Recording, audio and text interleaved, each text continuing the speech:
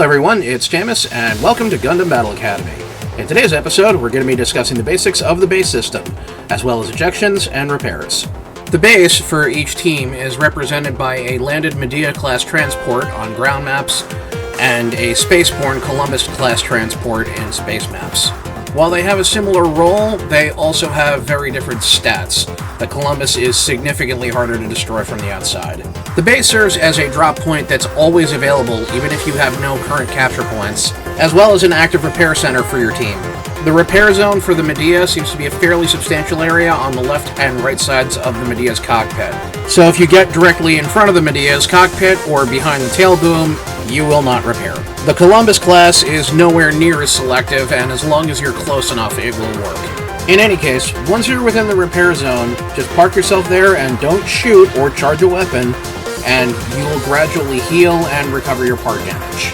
The base will also passively heal any unattended suit that is parked within the radius at half speed. This stacks with active repairs from the repair tool, so parking it next to your base and breaking out your repair tool is the quickest way to get your suit back into the fight. However, the base's automatic repair system stops working entirely if the base is destroyed.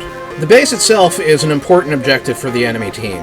If they destroy it, they will essentially get a lump sum payment of points roughly equal to having killed all of your team's suits once. For your average 350 game, this will usually be about 3,000 points. The higher the point value of the match, the more the transport is worth to destroy. About halfway through the match, the amount of points you get for destroying a transport will increase by about 50%. So those idiots that tend to rush the enemy base in order to plant a bomb as early as possible are generally doing it wrong. However, a timely base destruction can completely change the flow of a match.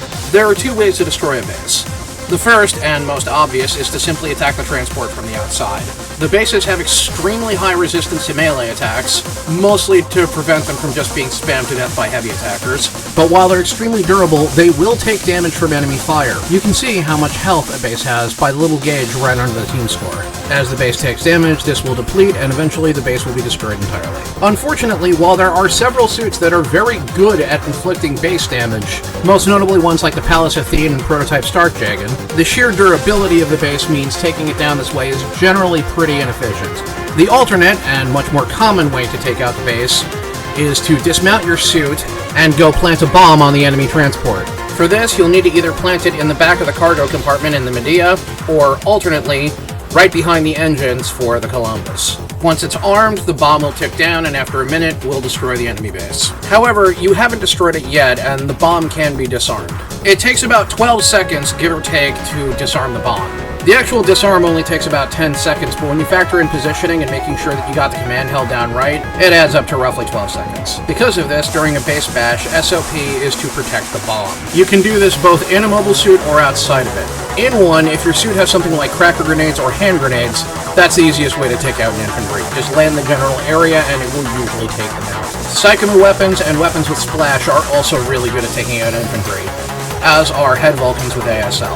Keeping the bomb safe while you're outside the suit is often significantly harder and will involve hiding in the transport or stashing yourself near the Columbus's engines like you're a box of wine. You see an enemy infantry going for the disarm, you kill that guy. Make a note that you cannot destroy the enemy base in simple match or in ace match. You can still destroy the transport from the outside, but there's no benefit to it because there's no scoring you get for it. So then the obvious question I always find myself being asked, what is the best time to repair in this game? And to answer that, I'd say it really depends.